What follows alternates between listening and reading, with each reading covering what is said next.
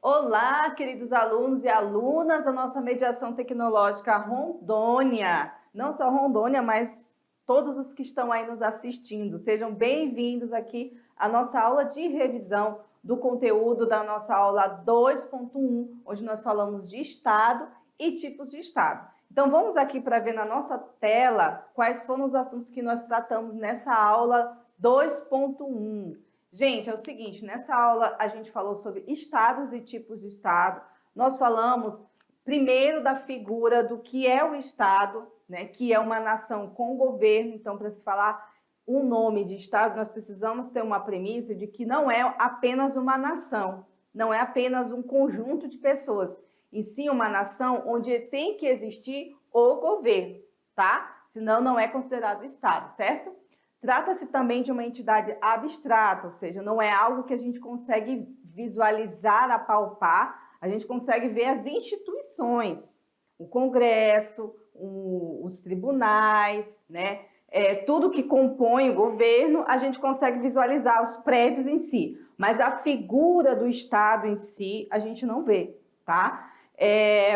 Ele também existe um modo de agir, existem fronteiras territoriais nesse Estado e também existe a figura do governo, que são as pessoas que comandam o Estado, as pessoas que vão administrar as diversas instituições que fazem parte do Estado, certo?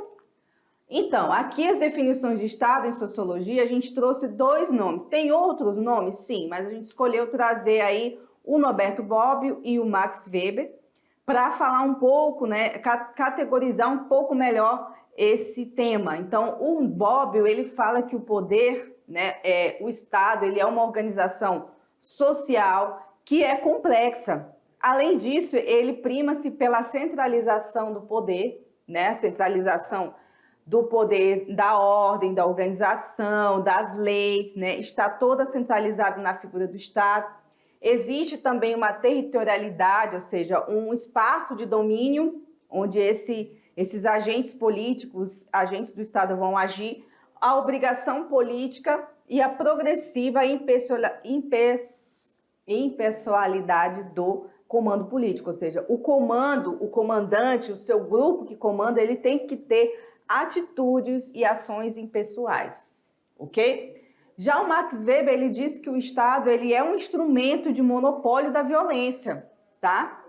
É um instrumento em que se exerce a força através das polícias. Por isso a gente vê aí em todos os estados que você conhece, seja ele brasileiro, boliviano, peruano, nos Estados Unidos, existem as forças policiais, existem as forças armadas, que é para exercer esse poder da ordem.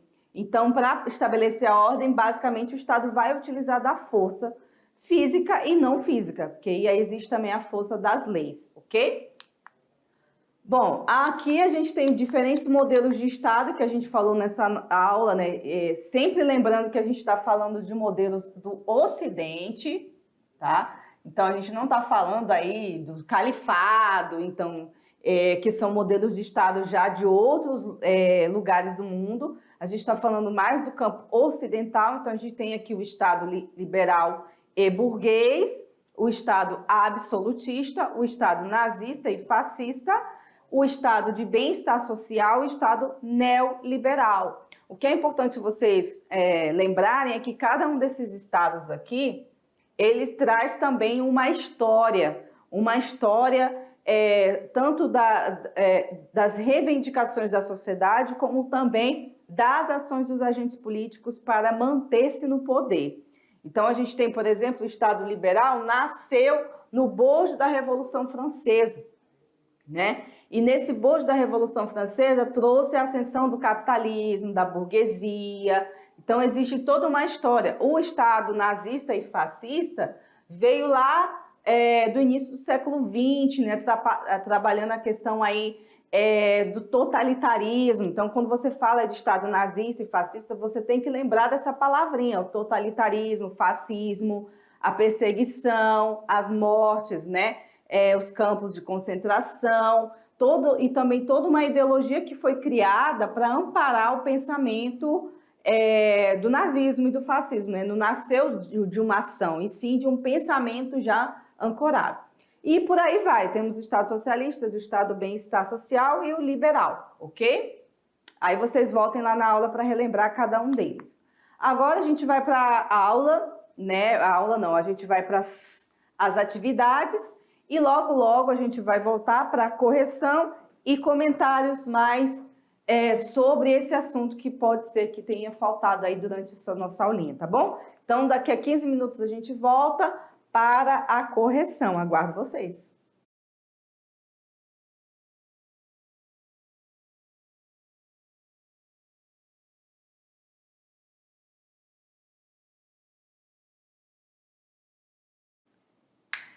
E aí, galerinha da mediação, muito bem, você piscou e a gente voltou aqui para corrigir as atividades de vocês, fazer comentários, trabalhar um pouco mais esse conhecimento, que é um conhecimento necessário, não só para você que está aí pensando em fazer o Enem, está pensando em prestar algum concurso, provas, essas questões também caem muito em concurso, principalmente quando a gente fala de Constituição, direito constitucional, teoria geral do Estado cai também, né, nas áreas aí do direito.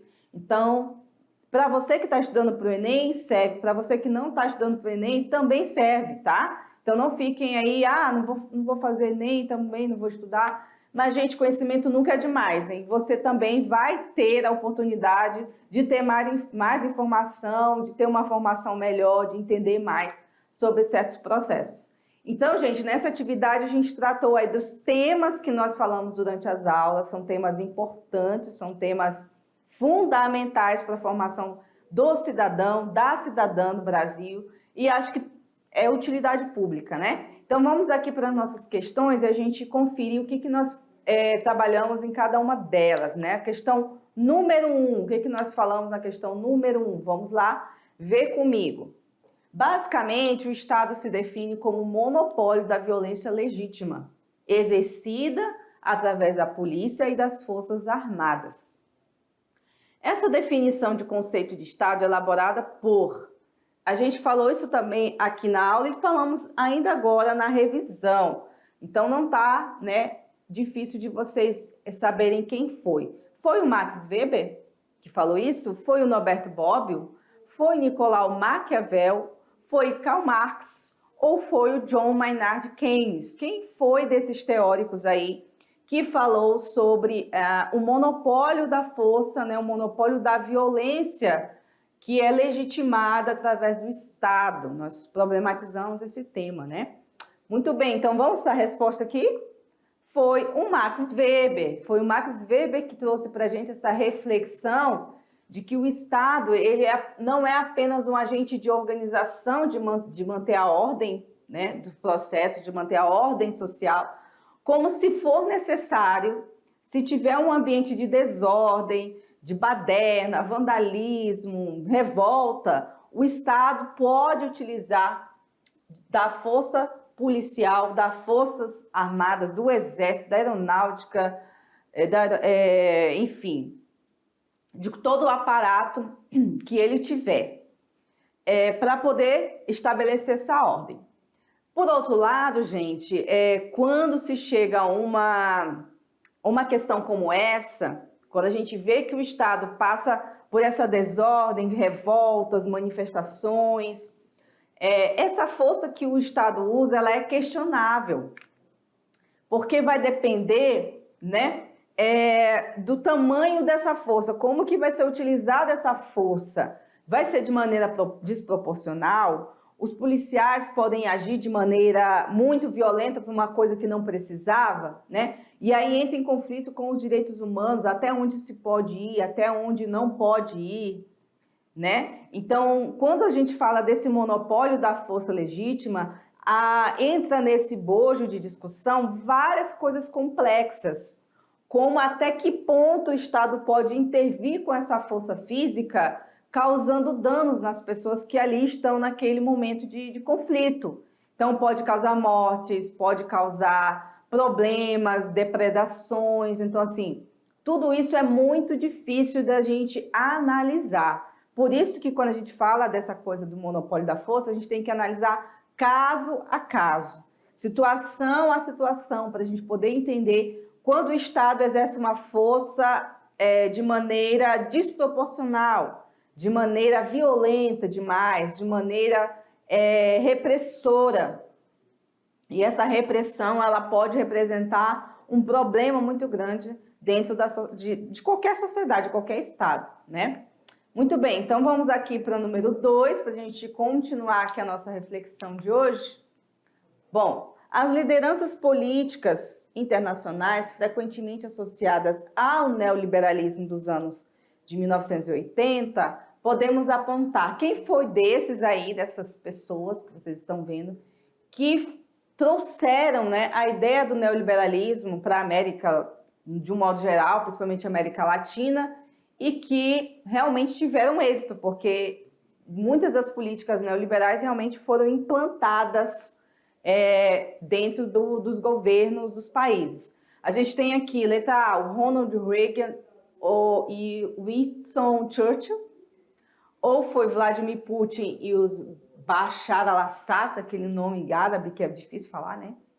Foi o Juan Domingo Perón e Richard Nixon, ou foi Margaret Thatcher e Ronald Reagan, ou foi Vladimir Putin e a Rainha Vitória. E aí, pessoal, qual desses aí foram os nomes, né, que se destacaram nessas políticas neoliberais? Lembram? A gente falou, né? Vamos então para a resposta? Muito bem, foi a Margaret Thatcher e o Ronald Reagan. Eles trouxeram, né, essas ideias neoliberais da Europa, que se espalhou por toda a América, principalmente pela América Latina, porque era um plano deles, né, trazer para a América Latina essas premissas, né, essas políticas, essas ações neoliberais, para poder abrir os mercados, então, para poder ter facilidades também para os países ricos, né? Vamos, então, para o número 3, do Instituto Excelência, e vamos aqui para a leitura. Para o historiador Robert O. Paxton, o fascismo é produto típico do século XX. Para entender como este complexo fenômeno, nascido na Itália da década de 1920, é importante compreendê-lo tanto em sua dimensão discursiva como na prática do âmbito político, tomando como pressuposto as singularidades do regime fascista da Itália, assinale a opção correta. Vemos aí então que o autor ele destaca uma coisa importante, que o fascismo ele não é apenas uma prática no âmbito político, ele também é uma prática discursiva, ele também é uma ideologia. Antes dele existir como prática, ele existiu nas ideias. Isso é importante a gente saber, por quê? Porque todos os regimes políticos, eles começaram primeiro nas ideias, nas ideologias, para depois eles passarem a ser uma prática, né? Assim também não foi diferente no fascismo, ok?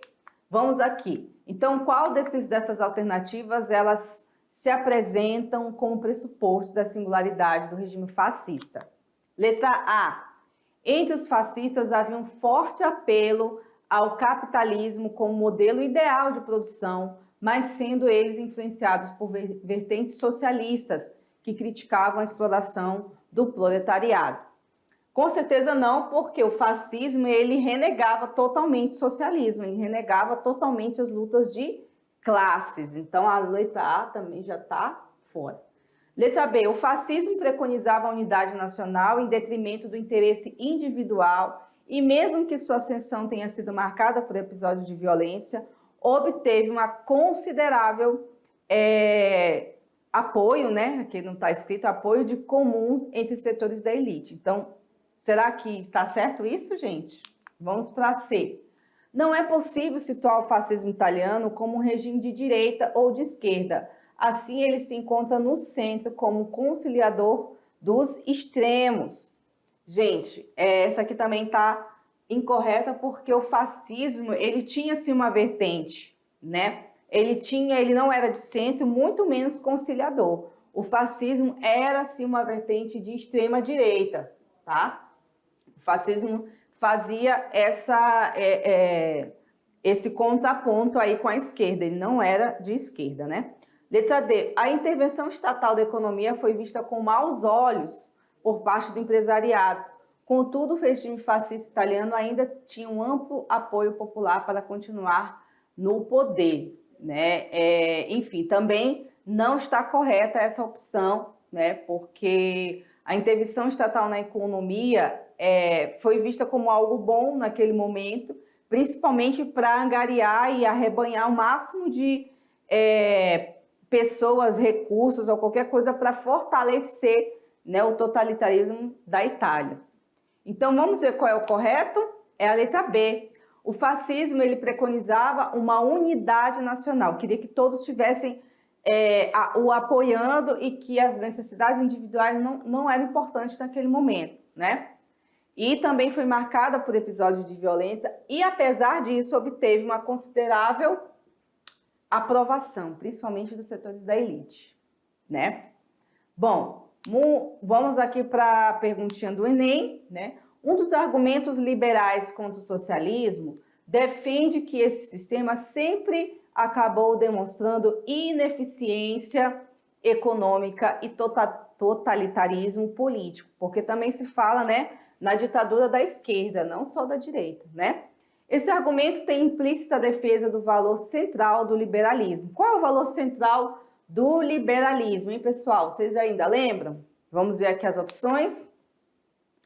A propriedade socializada, soviética, ou é a liberdade individual, ou é a justiça social, é a expropriação da propriedade privada, ou é o desarmamento da população civil, né? Qual é o argumento que faz com que esses liberais fossem contra o socialismo?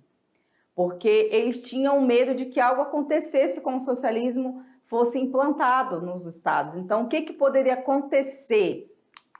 Vamos para a resposta? Poderia acontecer a expropriação da propriedade privada, porque uma das defesas mais marcantes no liberalismo é a existência da propriedade privada. E uma vez que o socialismo fosse implantado, né, o medo que se tinha é que se tomassem a propriedade privada das pessoas e elas acabassem ficando sem nada e que tudo fosse pertencente ao Estado. Então, esse era o grande medo dos liberais em relação ao socialismo, que pregavam, né, a ideia de propriedade coletiva, né, que as coisas não tinham que ser assim determinada para as pessoas, e sim que todos pudessem utilizar, né, uma ideia de coletividade, tá certo? Bom, vamos para a última pergunta, então. Cite uma das características do estado do bem-estar social. Eu coloquei duas aqui, mas vocês podem escolher qual delas vocês podem usar aí. Primeiro, ele propõe um equilíbrio entre Estado e mercado, né? Nem só o Estado, nem só o mercado, mas que os dois pudessem ter um equilíbrio aí de forças. Assim também, né, que defendia que o Estado poderia intervir mais no plano econômico, a fim de quê? De garantir o pleno emprego, estimular a produção e o consumo, mediar as relações de trabalho e ampliar as políticas de assistência social. Então, que esse Estado pudesse atender também aqueles que mais precisam. Então, basicamente algumas questões aí que defendia o Estado do bem-estar social, né? O Estado keynesiano. Lembram do Keynes? É isso mesmo. Então, gente, a gente encerra por aqui a nossa correção da aula 2 e já a gente continua com o nosso conteúdo, então, para a aula 3. Aguardo vocês lá. Até mais!